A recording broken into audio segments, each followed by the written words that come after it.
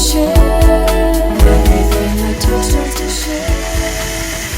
need to adjust your podcast because I'm never sorry, but I am late. I did want to be here. Wow. Hi. How you doing? I'm now back home. Yay for me. All right, I'm ready. Welcome How y'all back. doing? I see Florida had quite an impression on you. I couldn't get out soon enough. Yeah, it's a good thing that you bring your own spray for all the pests.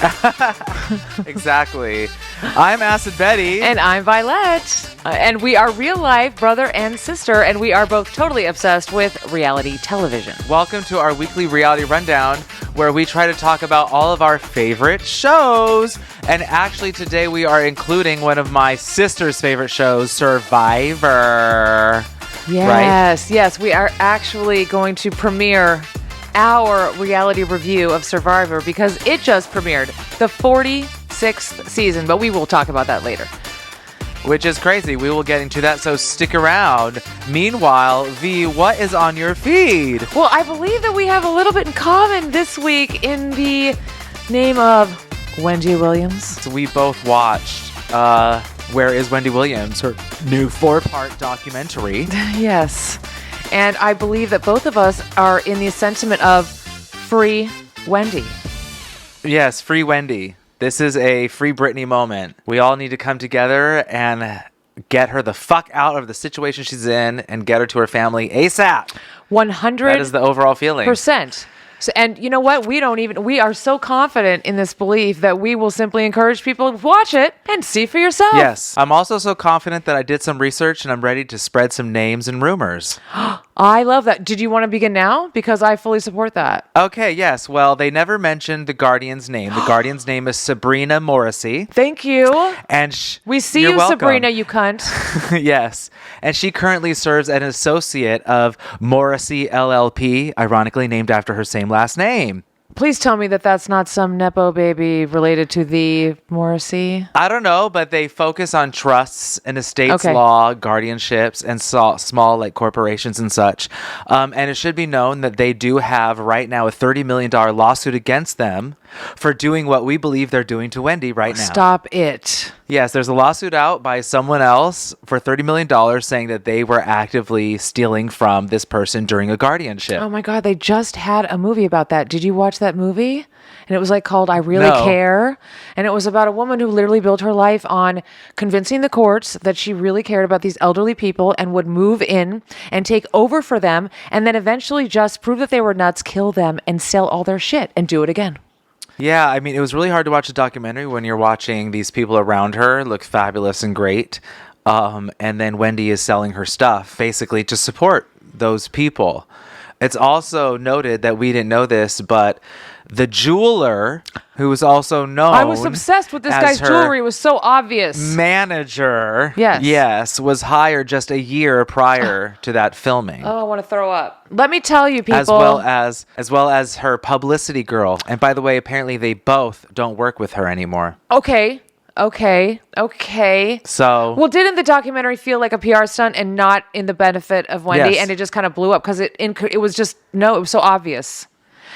Yes. Oh, my goodness. You know, I will point out another thing beyond the ridiculously overpriced, expensive fashion and obviously custom jewelry pieces that showed up in matching with every outfit. Well, he's a jeweler, so... It's so obvious that she is in medical decline, and not once do you ever see her interact with a medical professional. But watch it, and you're going to see a horrible situation. And it does not matter how you feel or your opinion about the person, Wendy Williams. That's not going to matter. Mm-hmm. So I'm a little annoyed, other than that I saw that William Selby was named as a producer, so that means that he makes money off of this documentary as well. So pirate that shit if you can. Yeah, I hope he burns in hell with Sabrina. That's my flames, my jazz flames. Guardian. Yeah, Sabrina. So that is the information I have. It blew up in all their faces, and hopefully we can free Wendy. Oh my God, free Wendy. That's it on my information with her. Really, I love that. Thank you so much. And then And I asked you what was on your feed, but the last thing on my feed really is I saw that Erica Jane, because I just saw the second part of, the whatever, the Hustler or whatever, which paints her in a very poor light, that she is now releasing a documentary called Bet It All on Blonde. I see. I didn't have much to report as far as the part 1 of the Beverly Hills reunion, which did just air. But one of my very small notes was really just for you, in that there's a moment in which Andy asks her, did you want to speak about when you met with the victims? And she literally goes, no. And that was it. Does oh. And I just immediately thought, oh. It shows. It shows in the documentary it ain't good. They try to, like all kind of movies, they try to paint it all like light and fluffy and like, oh, Erica's going to do her best, but no. If it's not authentic, it's not going to read authentic, no matter how many, smoke and mirrors and fire and ooh la la. It's just not going to work. Yes. Which brings me to my last feed thing, really. Go ahead. Which was the Housewives of Miami. And they also had a reunion, part 1. And let me tell you, with the amount of yelling and the passion and the ridiculous outfits, you'd think that I'd be interested, and that shit was so boring. Good luck, Miami. Yeah, I don't know much about Miami, and I was like, how can it really compare to Salt Lake City, right? I mean, Salt Lake City is run like the drama of Monica. And when you have Kyle, the American Pie queen. And Kyle Richards. Her marriage is imploding. That is some juicy shit. Like, it is. Mm-hmm. So that's and also really it. There's also one of the Real Housewives, I can't remember which one, in the last 2 days has sued Andy Cohen and the producers of the show for exploitive behaviors, saying that they basically exploit these the women and use alcohol and other things. And that's what she's like alleging. So that just recently came out too. I can't remember her name, but very interesting. Well, it is interesting, I will say, as a fan, I guess, of the Real Housewife franchise, since I was a young pup myself many, many years ago. I watched the first seasons of these things. I will say that they're now, when I'm watching it from my view as an older woman, you can clearly see them purposely skipping over, not talking to, not admitting. For example, at this reunion, Crystal mentions that the fact that all of the women around her have been becoming significantly skinny in a very fast pace, and it's fucking her up mentally. They don't even talk to it. Oh, because she has an eating problem. Yeah, and she's like, this is happening, and I've been seeing it, and so it's affecting me literally every second that I'm around these people. I'm imploding on myself, and they don't even talk to it. And I thought, oh my God. Now, you see, if this was an eating disorder, they would destroy her. They'd want to know everything. But because it's literally, every single person on the stage is participating, when I think is Ozempic or whatever. Ozempic. You know.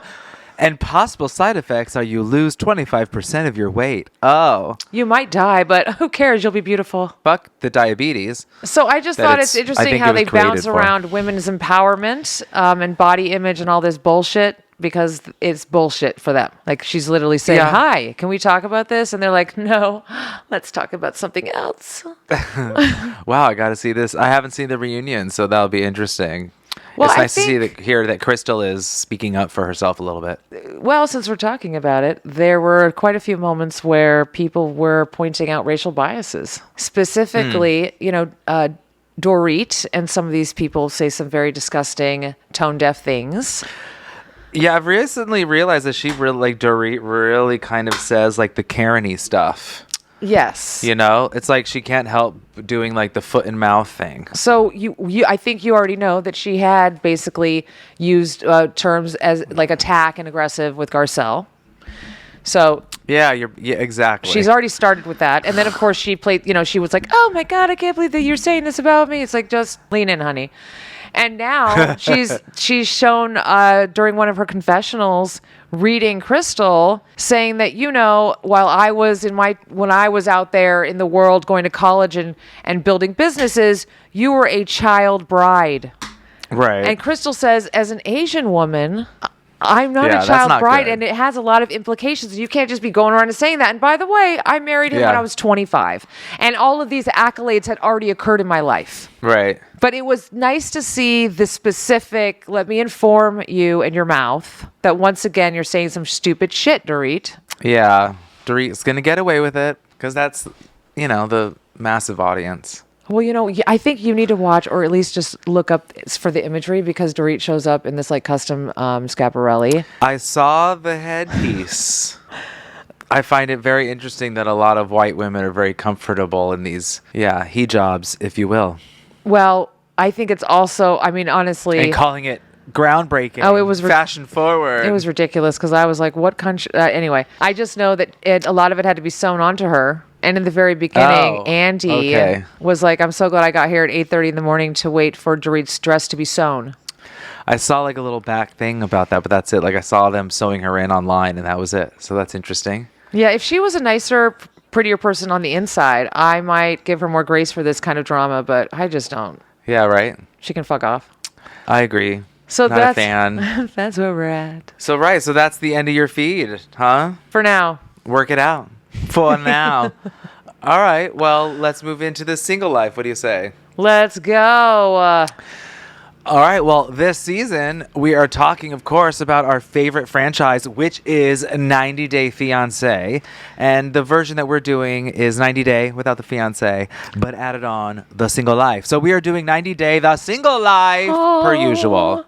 And today we're getting into episode 9. We finally catch up we with are. Tyray, who is cruising Bourbon Street with his brothers. That's my laugh. Yeah, his like Continue of nervous, Tyray's. constant laugh. Oy vey. Someone needs to. It's almost Beavis Butthead.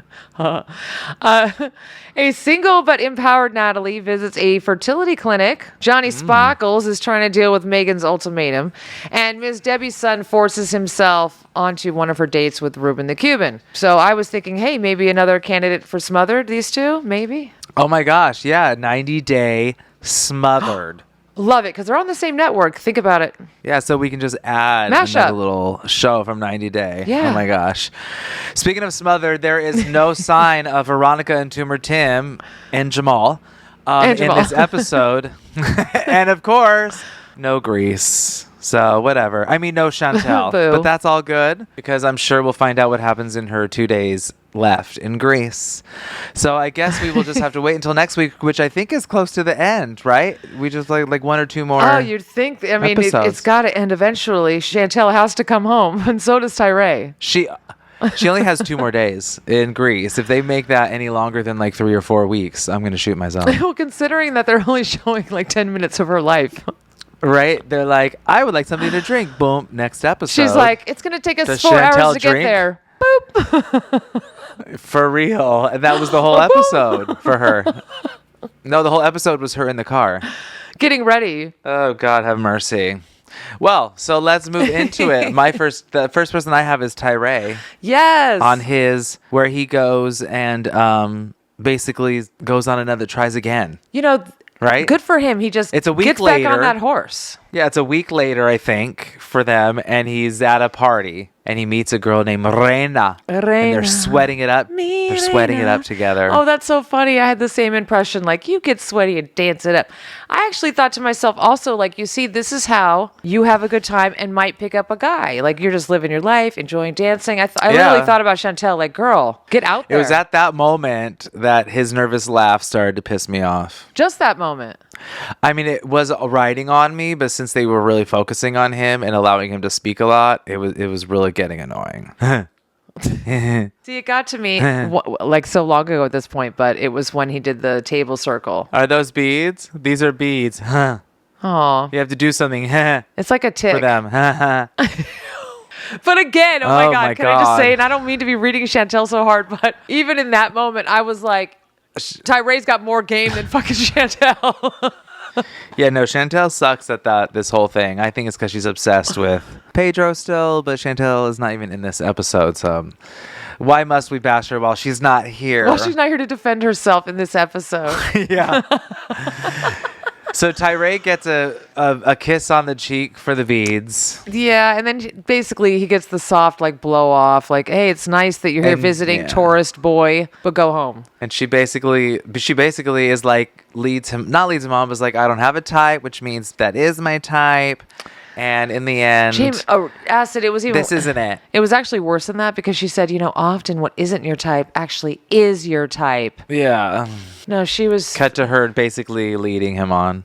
Yeah. She's a nice girl. I think... She's real hippie. Well, honestly, I think the reason it's reading odd sometimes is because these are the kinds of dates that you explore when you're super young. Everything's awkward and weird, and you do all these dates, and then you experience all this shit. We're watching like this grown-ass man try to push all this teenage weirdness. I mean, the man hasn't even kissed a woman yet. I know. And the brothers were awkwardly like, oh, invite her up to the room. I don't know. It just seemed all very strange. The brothers are in like a land of delusion in that they really think that their bro is going to like just have some swaggy daddy and just bring back the girls to the room, Not with that nervous laugh.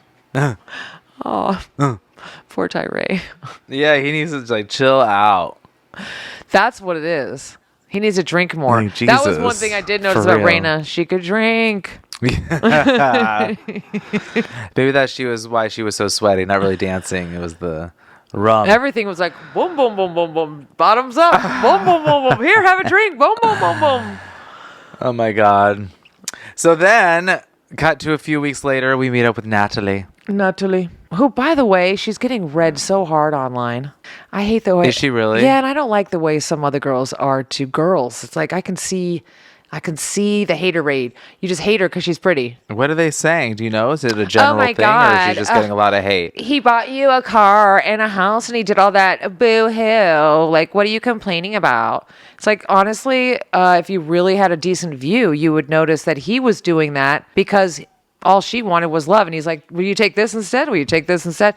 He could have been like, here, move in with me into this shit room and work at the donut place. And she would have been like, okay. Live with me and my mom in the middle of nowhere, where she ends up running to in the end of all this. I just don't, like. It's crazy. I know. It's so rude. This is what I talk about when people are like trying to almost find nasty where there is no nasty. But anyway, the scene with her at the fertility clinic was amazing. Yeah, she's been trying to get a child since she was 25. So it's like it's like 10, 15 years that she's trying to have a kid. No, I'm sorry, because when you said that, I was like, are you sure? Because I feel like the day her period came, she was like, I'm going to have the babies. That's what she says. I'm just quoting what she said. Okay. She says since she was 25. I'm not making this up. Okay. But then she tried and she had a miscarriage. Doesn't mean there was she had like a thing. And then she became a nun. Well, she almost. Yeah. She was honest. She never married and she was Jesus. Enjoying it. You have to marry Jesus at the end. Yeah. But she was enjoying all of it, and they wanted to. That's why she almost became a nun. She was engaged to Jesus. Yeah, she was about to do it, and then she was like, "Nah, I'm good." And then her and her mom run. She's like, "I don't like to work weekends." Yeah. They run in the rain with no umbrellas to the fertility clinic, and they go through. She's presented child photos of the donors. Oh my God, I had no idea they did that. It was kind of cute. Either did I. It is cute because that's basically what your kid's going to look like. Who cares if they're going to turn out to be a disgusting, ugly adult? And a letter, which I thought was interesting because, classist people would read that letter to be like, oh, are they educated or not? Oh, but that's what kind of killed her little heart, because that's when she was like, wait a minute. Yeah. I want to marry this man. And she said it was hard because these very educated people writing these letters and things. And she was like, it's just paper. It's just paper to me. What is these papers? I need the connection. That's it. So, but we don't need to worry about it because mom says, she can be popping out babies at 60. 55, no problem, as long as she's running and doing stuff. No, 55, and even beyond that, if she's in sports, beyond 55. Yeah, she was 50, 55, if you're doing sports. Ancient wisdom, everyone. Ancient wisdom. Don't give up. It's true. And so they leave the clinic, and mom mentions Michael. Yes. And Michael gets brought into the conversation. Shocking. Long and the short, you think Michael and Natalie are going to have a kid? Oh my God. I don't know. I mean, I think so. You know what's sad about this is that I don't think Michael would have chosen that for himself at this point. But if Michael is still single. Yeah. But what's Michael? Oh my God, we could have a whole episode on Michael's mother. Because, she still is out there, perched up, watching, about to eat her. In her troll tower? Yeah. Oh my God. No. He said troll tower. Yeah. In her troll tower. Speaking of troll tower, we got Sparkles, who is doing what I expected Sparkles to be doing. He's bucking hard against... Okay, this is the thing, though. He's really reading teenager right now. Like, I'm not going to listen to you. I'm going to follow my heart. And it's like, I don't know. Yes. It reads almost like your brother knows that what you're saying is a little delusional, honey. Like, I don't think that you want what you say you want. I hear that, but it's hard because I don't know the relationship that the brother and that woman had, but I think they had a long distance relationship, and I bet you that relationship was not all perfect. Well, that's my issue. There with the baby. Is that they've got a lot of nerve talking to him like that. Yeah. But I think the difference is that they're going off of the things he said, right? Right, and how he's living, but also it's all about action. And this guy is like, I'm going to pack up everything I have, which is like a suitcase in my car, and I'm moving. Yeah, that to me is that's not really the gesture I think he thinks it is. Because there is a big difference between I'm moving to be with you and I'm moving in with you. Which is what he's doing, right? Right. Yeah. So no, I have hopes for them.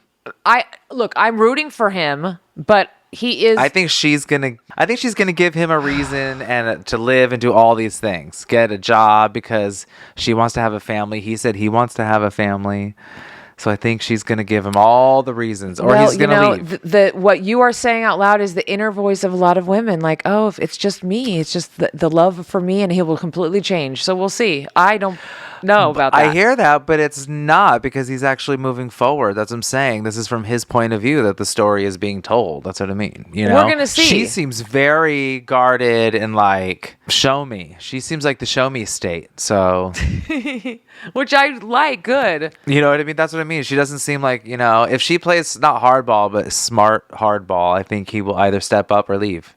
We're going to see. And then maybe they'll be on Happily Ever After. Yeah. Oh my God. Not the last island, Myland, whatever that's called.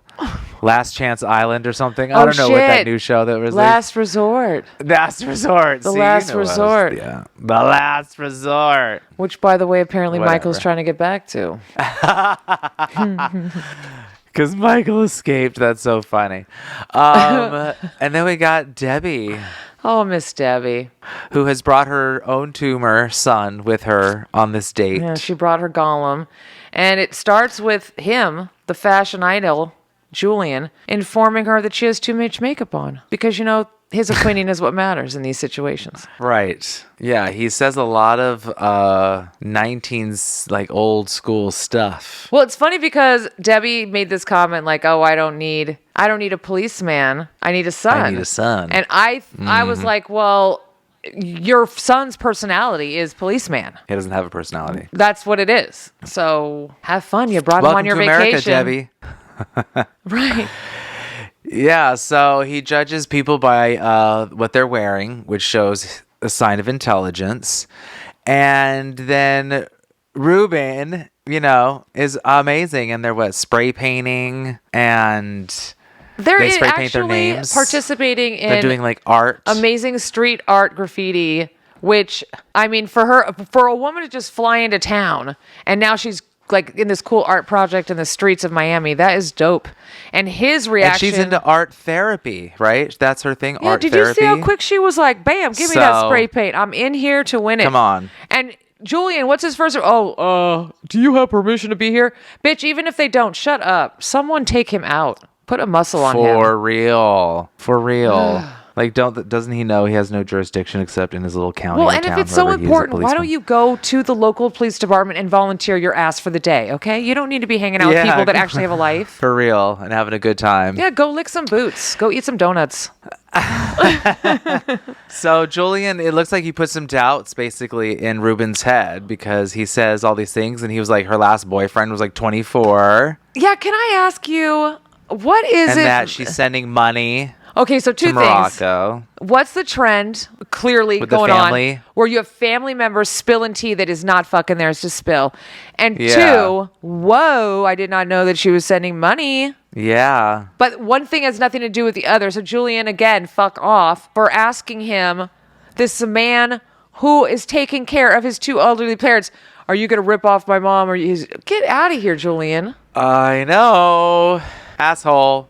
Asshole. Number one asshole. And that's kind of where it's left, right? We're not really, it's just open-ended, like what's going to happen. Yeah, they're kind of, it ends with Julian making some comment. All right, y'all, I don't want to bother you. Go, oh yeah, that's what it was. He says, you go on and play. And I was like, who are you?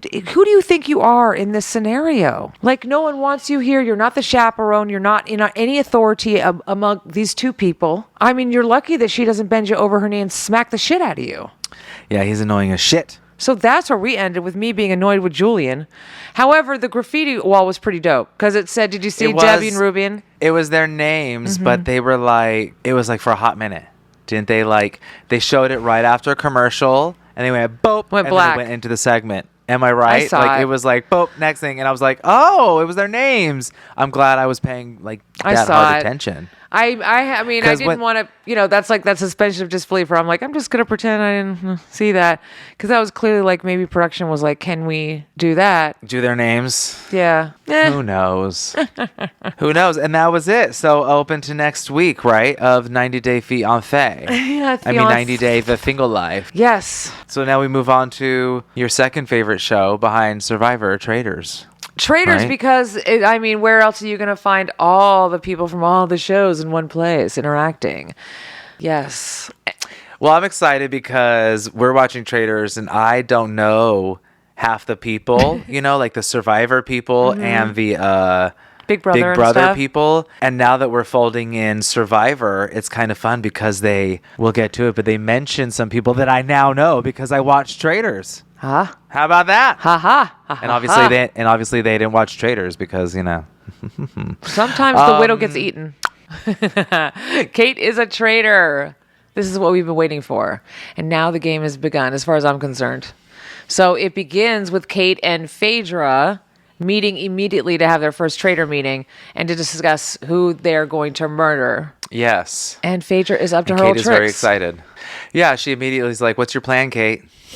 Yeah, like you just turned into a traitor 2 minutes ago. Surely you have a strategy already. Yeah, so go. Which was very interesting. Not interesting, but typical Phaedra, as we've learned. It was typical, but Phaedra needs to mix up her strategy. It's like poker, right? You don't play the cards, you play the player. So she tried the same bullshit. And it's like, that is not going to work with Kate. Kate's savvy. And so immediately Kate was like, what the fuck? It's very funny. And Phaedra said about Trishelle that she wants her to throw away her book along with her funny looking hats. Oh my God, I'm glad that you little clocked funny that. hats. I'm glad that you clocked that because that made me really kind of like, hee, fuck you, Trishelle.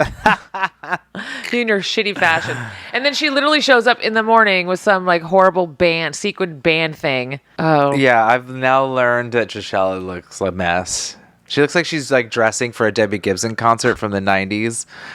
But like from the 90s, like take no you know what I mean? Like ignore any time has gone by. There's no She's irony there. Right. She's not being ironic. She's not being like funny, like nod, wink, wink. She's like, no, this is it. You've never seen this before, and I'm going to serve you with this beret and this headband, and you're going to like it. She thinks she's keeping up with everyone else, with the Kardashians, and she's not. Keeping up with the people of Downton Abbey that I watch. She's keeping up with MJ. She's keeping up with MJ style. Like they both are doing it. I think I'm still traumatized from that quinceañera dress that she had on last time. That's what I mean. And even this episode, MJ's got an interesting printed outfit going on. But Kate was really funny at dinner because she said she was trying to find like her own, oh my God, I'm still faithful. How do I act like a traitor? And I thought it was funny. She was like, I'm a faithful. Would a faithful be eating salmon? I don't know. And she was just like... Well, it was just funny where she started guessing everything of hers. It would be like, oh my God, if I was a faithful, would I be drinking coffee? Oh my God, I don't know. Like she was so funny because she said, this is why I don't smoke weed because I would get paranoid. And I immediately thought of the early baby days of baby acid when you, like that night you went out and you were just like, everyone here must know. And I was like, oh, I know what that feels like too. Totally. But it was cute because I didn't expect her to be so uncomfortable with being sly. Who? Kate. I thought she'd be a little more comfortable with deceit. Right. I think she will be. I actually think she might be put even like the persona that we're seeing as an heir. I think that she is quite comfortable. Yeah, I think she's just like playing. Yeah. I think she's being smart because she says she's going to burn the house down. Like she's going to and I believe her. Which is amazing. You burn that bitch down. So they kill your best friend, Kevin. Yeah. Your trade. And because of that, they start thinking, oh, it's Phaedra. Not because of that, but other things. But it's so weird how they kind of fold in the logic of, oh, and you killed Kevin, and that's one of the three, or this and that. You know, yeah, the jump to the conclusions that are like that are jumped to are crazy. Yeah, they start reaching. But it's interesting that the house is split between Peter and Phaedra, right? Yes. They're like working really hard. Well, so that's because Peter hasn't been able to keep his numbers. Like, I think that if Sandra was the one really heading the show in the early, like the head of Alliance, maybe they would have held more power, but Peter doesn't really know how to work the actual math of it. He's just trying to be a good faithful. Whatever, King Arthur wannabe. He can try. And then more shit happens because it's like a group effort to basically, break the stained glass with their names.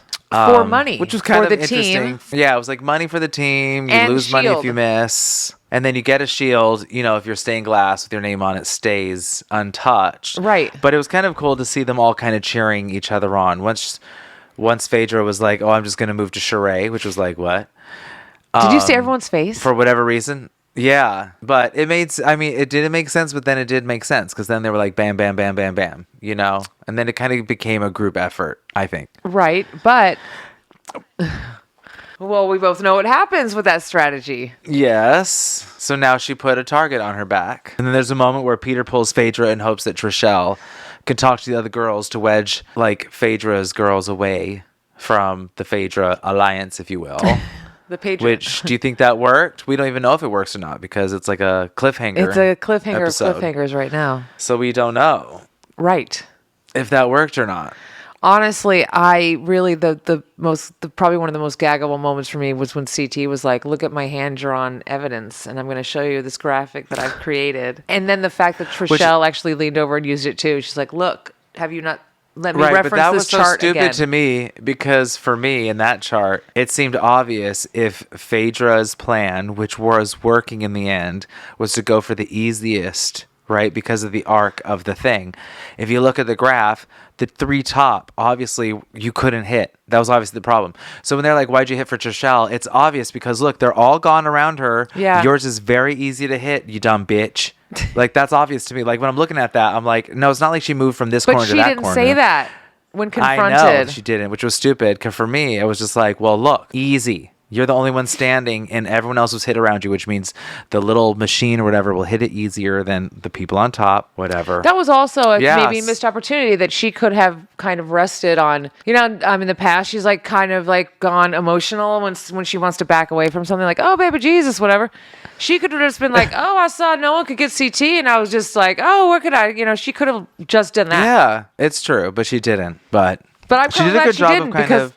Ooh, it's good right now. It is good. So it was kind of like a cliffhanger. She tells Mr. Bachelor that's not the Bachelor. She doesn't have to kiss his ass. For a rose. And then she says something else to the other one, like, and this ain't...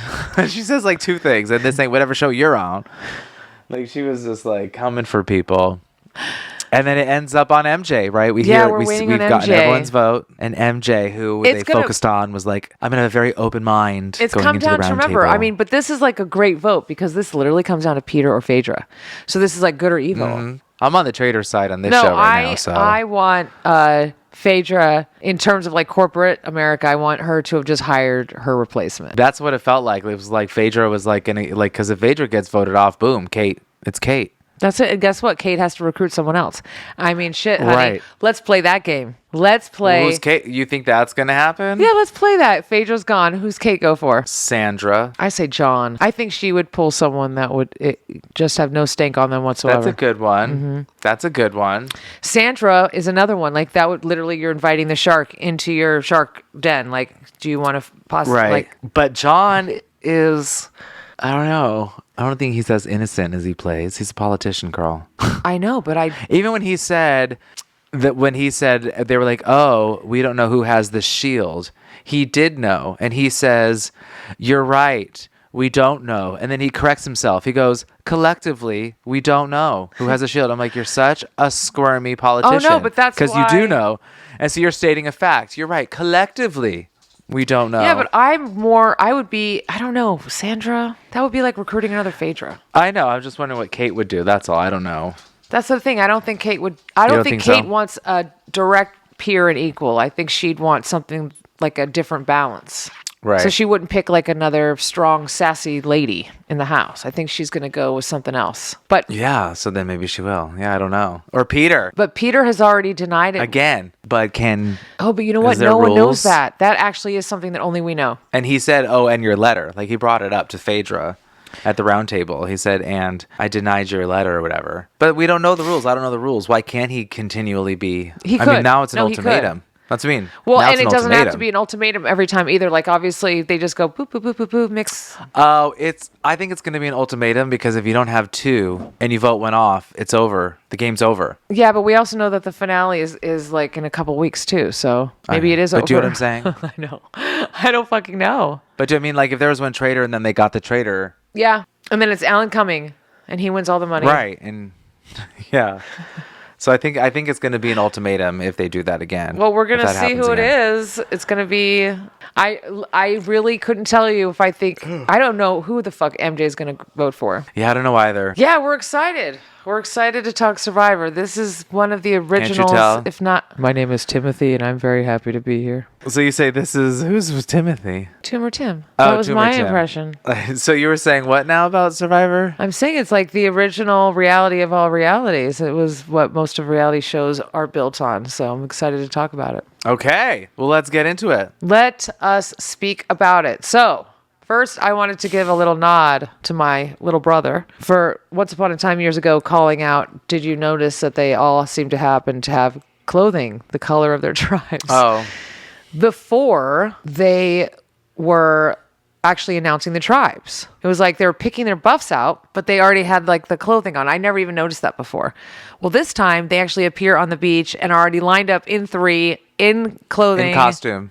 And Jeff is like, by the way, for our sake, I guess, the audience, this is who you are. Because they already know. Maybe not the names, but they already know. You seem so surprised. No. I was just like, in case anyone else out there is like not even like clocking that there has been this weird evolution of this used to be up in the air. And now it's like, hey, can you bring orange clothing with you? That's it. Like you're always like at the beginning because you're always like, oh, I wonder what it is. And they're like, oh, you got to jump off the boat and this and that. And it turns out that like, that the lawyer has like an orange suit on and the architect has an orange t-shirt and all of a sudden they're all kind of wearing orange and the person who has no orange has an orange headscarf on. That was like this one. It was like, it was they just showed up all color wearing... theory this time because like orange was like yellows and reds and oranges and then purple was like pinks and anyway, just something I noticed. Yes, it's very funny.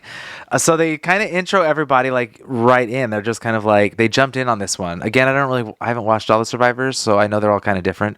But I feel like this one was very much like it rushed the first episode because usually we have a slow intro, right, of them like riding the boats and like a slow escape or something. And this one was like, you're color coded, here are your groups. And while we're talking, people started, right? People were emceeing already. We already had voiceovers. People were already on the beach, even though it didn't start. Do it right? It started and one guy was like on the beach and he's like, all forms of people and color and class come together. And now I'm so excited to be there. And there he is, like on the beach. Okay, so like allow me talking. to take you back on a time machine. You're correct, because when the show first started, like, let's go see, like season 1, remember? Like the first, let's say 5 seasons even. It was, you didn't even know when the game was going to start. So you had people on the island in some crazy fucking outfits because you thought that you were at some party or you were going on this like pseudo trip before the show.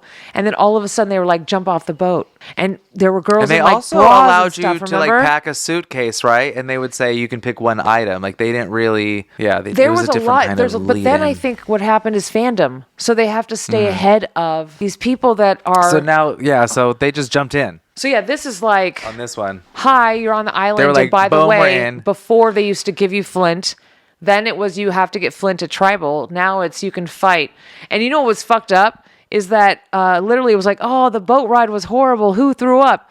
And that guy, Ben, was like, I threw up the whole time I was throwing up. It was like this horrible thing. I totally related. And then literally in the middle of the challenge, Jeff's like, Ben's already tired. And I was like, yo, didn't he just say he was throwing up on a boat and you threw him to a challenge and now you're going to read him for being tired? What an asshole. Yeah. It's Thanks, really funny. Jeff. You're so supportive. I found it funny that the law student is going to not mention that he's a law student because that's an advantage that he doesn't want to share. No, it's not the law part. It's the Harvard part. Yeah, Harvard student. Yeah. I found that to be very amusing because, yes, to be rich and connected is the only way to make it in America. Hate to tell it to you, but that's not how Survivor works.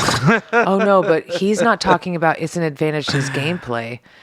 Even if he said that, I think really what's happening is similar to like, do you recall the scene? I'm going to jump a little ahead. When they're in the beach, they're all kind of getting acclimated. The girl with money who's saying, I've got 4 companies. Yeah, people are going to be like, bye. I can hear that, but I think he's also like, we're mixing shows, but he's like also like the guy in Love and Translation who is like the pure American bred man doing all the beautiful American promised things, and they think because I'm doing all the like I have excelled in everything that America stands for, therefore I have an advantage. Like I'm a soldier, I'm a Navy, and I go to an Ivy League, and I also do rowboating at fucking Yale, and they better watch out because my frat brothers got my back. And it's like, that's not how Survivor works. No, that's how I felt when I read that. That's never how Survivor works.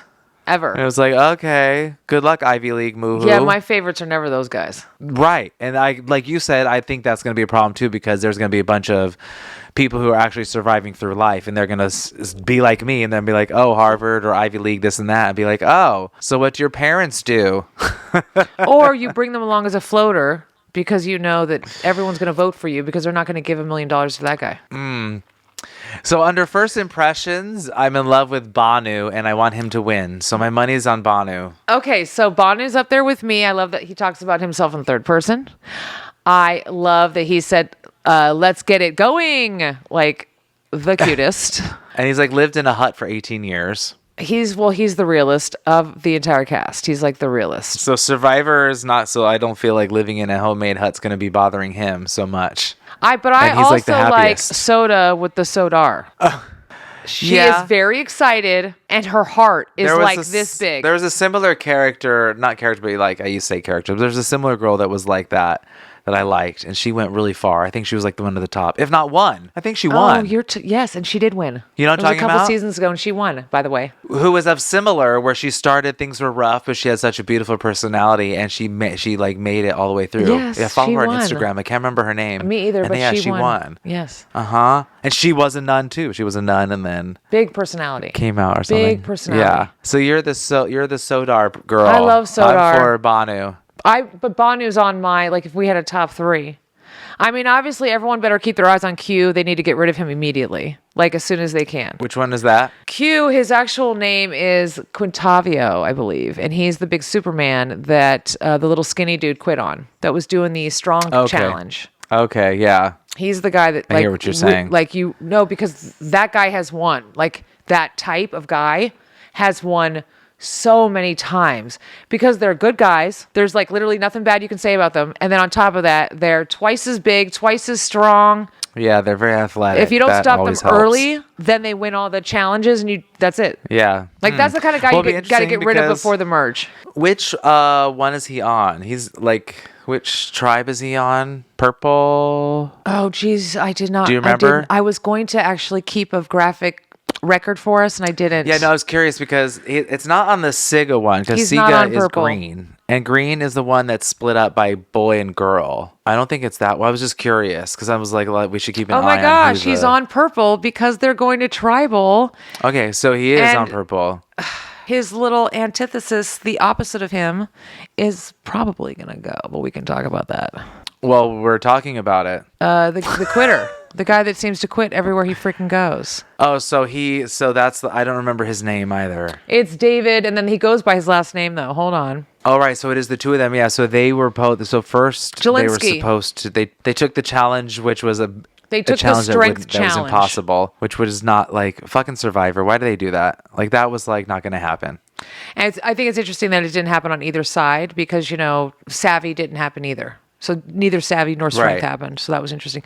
And I call shenanigans on the producers of Survivor for that, to be honest. I think they're getting too difficult. Oh, no, it's impossible. Yeah, they're getting it's almost like they're doing like they knew it was impossible. And it was just kind of like, are they smart enough to figure it out? That we or they'll be like, it's good. It'll be good TV. Yeah, because that was that was not going to happen. That challenge was impossible. Anyway, fucking producers of Survivor. The girl found the idol with all the drama. I mean, typically with those like Beware idols, there are multiple steps to it. And the way they kind of write them up, I mean, I'm sure you can tell by the way that they wrote them up. There are so many steps to it that typically in a season, you'll be fucking around with that for a few episodes, right? Yeah. So the fact that shit all went down in the same episode. It seems like she was going to do it when the challenge was you have to lose and then you will get the clue to the key. Mm-hmm. And when they lost, my first thought was like, oh, this girl's going to go for it. And she did.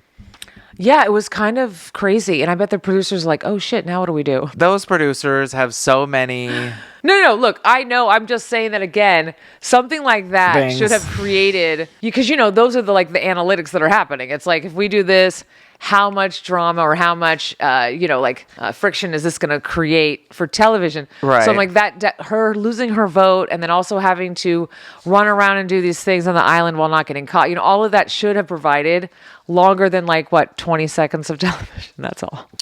But there's also drama, there's also television drama, though, because it's not a secret that she has it. So a girl knows, right? And that creates all the, and that rarely stays. We've got to flush the idol, as they say, or flush the hoo-hoo, right? Don't they say stuff like that? Yeah. Oh, and I did want to just talk about this guy, Randon, who seems to believe that the women always get rid of the men. Oh. And he has these very strong feelings about Venus, who he's confused with poverty.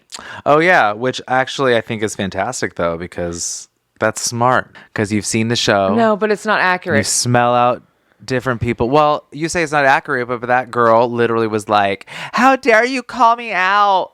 I'm like, oh, he might be calling your game, bitch. No. If you're like, I'm totally like poverty. Okay. We'll get her out. That's a compliment to her. I'm saying she's no poverty is my point. All I'm saying is I had already decided Kenzie is the real poverty. She's working her tribe like poverty would. Everybody's already in love with her. That was a total poverty move. And then I literally wrote, when they were putting together the women's license, I literally wrote down that never works. The women's licenses never work. So for him to bebop on screen and talk about women are always doing that, first of all, men have won Survivor, I don't know, over 60%. It's not a women's game. And the fact that you're accusing the one pretty girl that you happen to be attracted to as poverty, well, that's a you thing. All this is you. You have issues with women. And you can't control your dick. I'm sorry. So I'm putting that out there because everything that he said was just not accurate, and it was completely from a place of his own make-believe.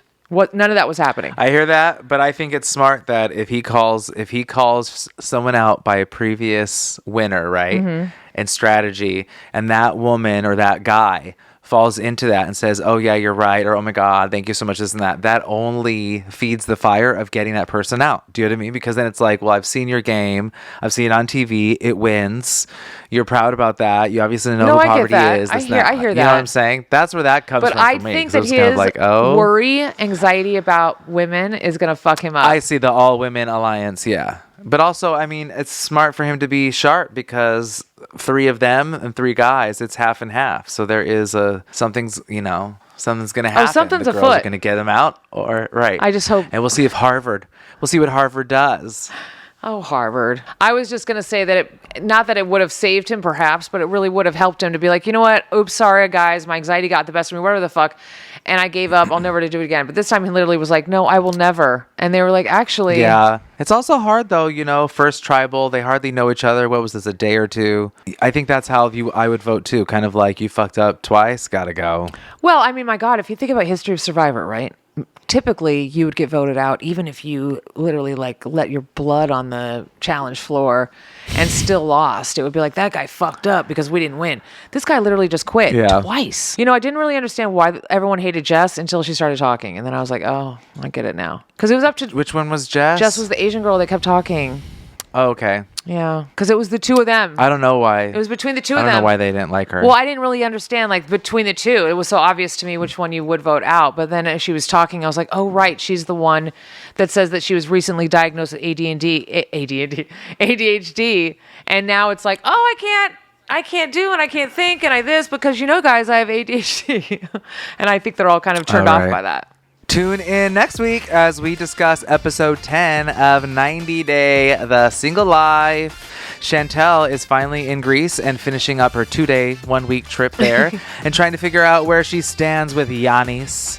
And Johnny Sparkles actually moves to Texas, but Megan still wants more, apparently. Well, she wants another baby, so we definitely know did you she miss wants the more of commercial? that. Because girlfriend, he like literally is showing up at her house in the driveway, and she's like, oh, I was thinking that you'd have a ring. Shut up. Surprise. Really? I missed that. Bam, bam, bam. Oh, that's amazing. Right? I didn't know that. Yeah. Oh, my God. And it looks like Jamal stayed with Veronica and Charlotte. Yes, the night. But are they okay? Yeah, I don't know. I was just surprised because perhaps he did take off from the hotel and bye-bye. We'd never see him again. But he's there in the morning having coffee. He's there. Yeah. He's my man. Ruben the Cuban is suspicious about Miss Debbie's ties to Osama, and holy shit, Michael is in Los Angeles. I mean, I repeat, Michael is in Los Angeles. Will Natalie and Michael reconnect? So many relationships are up in the air. What will happen now? The season is coming to an end soon. We're going to see. We will cover episode 10 of Traitors, which is going to be crazy, and it's closing down, I guess. Yeah. And it all comes down to MJ because we don't even know who has been banished. This is the first time where they have not ended on a banishment. That's right. Super lame. And we discover, is she a Peter Pal? What is it? What are they? Oh God, what are they called? The faithful of all faithfuls? Is she a faithful of all faithful Peter Pal, or is she a Phaedra Bravo fan? Because the little Bravo girls are sticking together. Oh my gosh! So we're gonna find out who gets banished next week, right? Yes, and we're gonna continue with Survivor. Yes, episode 2. Episode 2. It's already heating up. We got people losing votes and traveling to islands and all kinds of crazy shit. Tune in next week for romance, deception, and betrayal. And model murder. Model. Always model murder. You can reach out via our website and let us know what you want us to talk or not talk about at sorrywe'relate.we-didn't-want-to-be-here.com or sorrywe'relate.we-didn't-want-to-be-here.com. I'm Violet. Yes, very good. And I am Acid Betty. And as we always say, fame doesn't pay. But sometimes your face on a t-shirt will. Oh, who's on my t-shirt? Ooh. It's Asia O'Hara. Oh my God, it's hard to see. Look at that beauty. Oh, look at her. Bye. Bye. Bye.